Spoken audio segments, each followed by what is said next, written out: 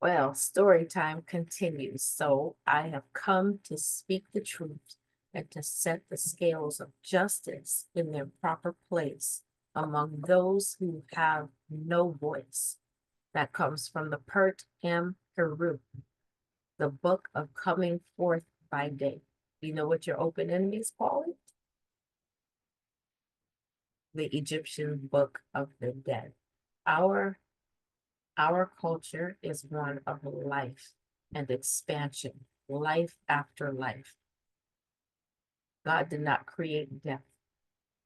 The culture of your open enemy is one of death and destruction. And so everything they bring to you is death and destruction. They even bring you your God in the form of being destroyed.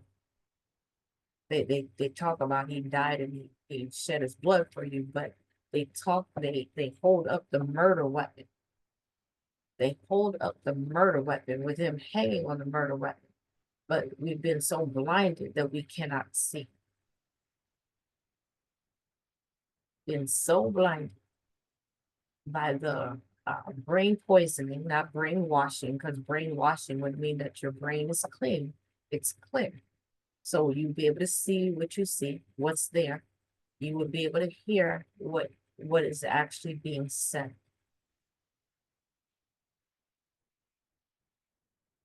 So I want you to just think about this. Every day we hear about our children being murdered by each other in the streets, or maybe by a police officer or something, or a racist individual. Okay, how do you think the parent and the family, or even us, would feel when every time they said that individual's name, they showed the weapon that that was used to take their life, and people started to wear jewelry that had the picture of the gun or the weapon that killed them, and and even a carving of their body as they were slaughtered. Just imagine. You can't. That would seem evil, wouldn't it? The only way they could bring us God in this manner is because we had already lost our identity. For us to even begin to accept it, because we have already lost our identity. God's not dead. And yet, in order to control you, they tell you that Jesus died for you, and you'll meet Jesus in the other life. But while you're meeting Jesus in the other life, we got this one here. We co-opt your life here. We took your ancestors' entire lives for generations. They worked for absolutely nothing. You're inferior people. Something is wrong with your skin color. It's not the color of God, right? These are the messages that we got, and that our kids are still getting in different ways. And yet, the entire time they were telling us about our inferiority, they knew we were superior. They knew we were part of the natural order. And they knew what they had to do to break our connection to our power source. Because if we were connected to our power source, they could not occupy the position of vampires in our lives.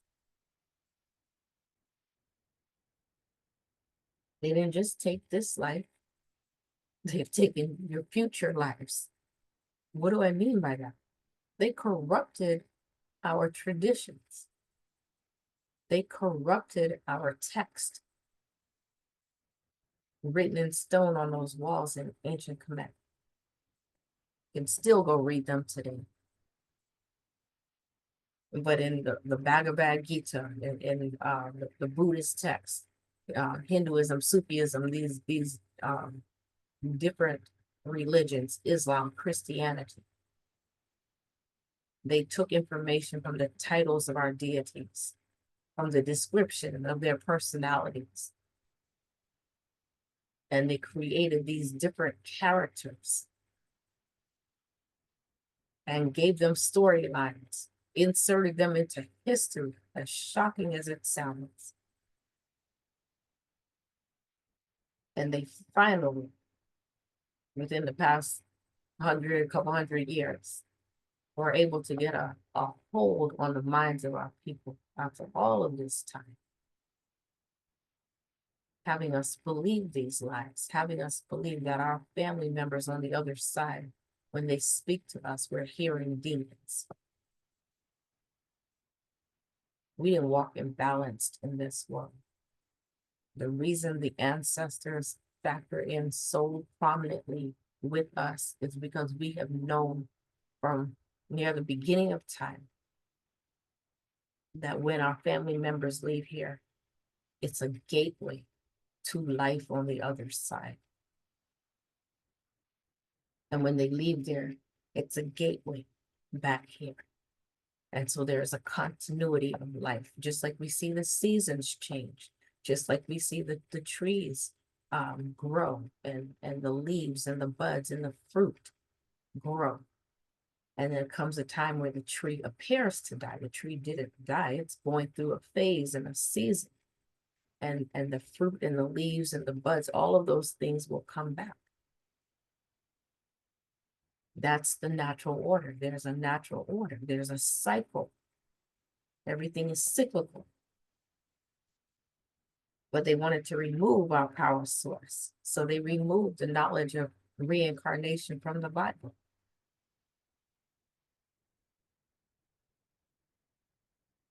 And so whose voice are you listening to? I had a mentor teach me that the Bible speaks to the generation, degeneration, and regeneration of man. So can people find value in it? Yes. But you're not dealing with reality. Dealing with reality is being able to communicate with all of life, which we have the capacity to do that. Do you think if we understood that, our people would be getting gunned down by racist cops and racist people? And we would be taking each other's lives without value. We would be fighting among ourselves, and the parasites and the vampires, our open enemy, would be taking our collateral.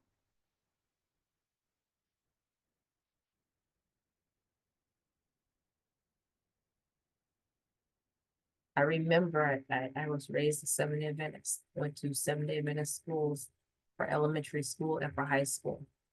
And when I was in the ninth grade, I don't even remember who my teacher was, but I believe it was English class. We had an assignment to do a 10-page report. And there were about 20 or 30 words on there that we could choose to do a report on. And I just scanned through it and I saw something called reincarnation. I didn't even know what that meant. And I said, that I want to do that. I want to do a report on that because I don't know what this is. Everything else, was the things that, everybody knew about. But pay attention, this is story time. I'm in a Seventh-day Adventist school. Okay, we don't deal with spirits and things like that. So how is it that in the ninth grade, I have a teacher, they're all Seventh-day Adventists, that puts reincarnation on there, and I do a 10-page report at 13 years old. And when I was done with that report, because of the research that I did, I knew reincarnation was real. I knew it here. I knew it here as a little girl, 6, 7 years old. I would look up at that black, inky black, crystal black sky, and I would just feel, okay, something went off, but I'm going to continue. But yes, I just felt this this magnetism just like drawing me to the night sky, right? and seeing the stars. And I was just like, oh my God, I come from there somewhere, but where do I come from? How did I get here? But literally, I could feel the pull of that night sky. I didn't even know until a few years ago that when we look up, it keeps going in and out, but I didn't even know when we look up at that night sky that we're looking into melanin gas. I didn't understand what that pull was. And it wasn't until I came into understanding of our culture and that I even knew that we knew the Abosom, the Vodun, the Orisha, who govern the spirit forces in nature, who govern the night sky. We know them by name. Why? Because we communicated with them from the beginning of time. Ka and Ka'et is what they're known as in ancient Kemet, in the Akan language, in the Sri language, in the Akan language of the Akan people of Ghana and Mali. They're known as Okra and Okraa. In English, it's the male and female terms for soul. So when you see these European languages, not English, these European languages, and they have a male form of a word and a female form of the word, you understand where it comes from. It comes from our people because male and female is encoded within the cosmology. We knew mother, father, God, not father, God, and no mother, and a father producing children.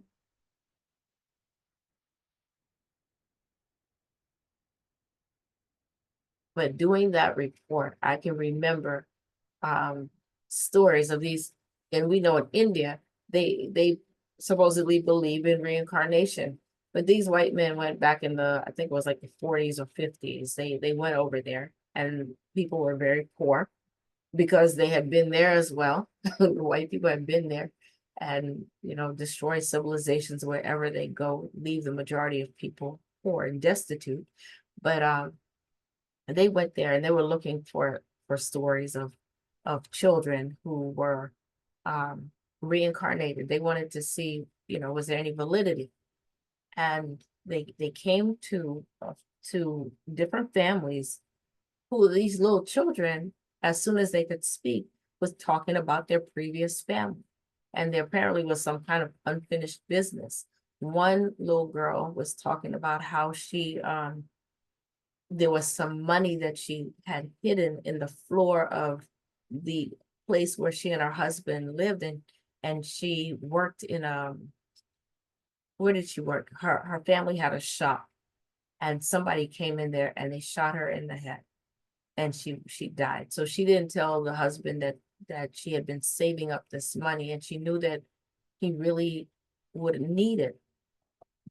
So I think when she was about 5, this white man came to their village. He heard the story and he offered to pay to take her and her mother over to where she remembered the name of the place and, you know, everything, the family members and everything, to take her over there.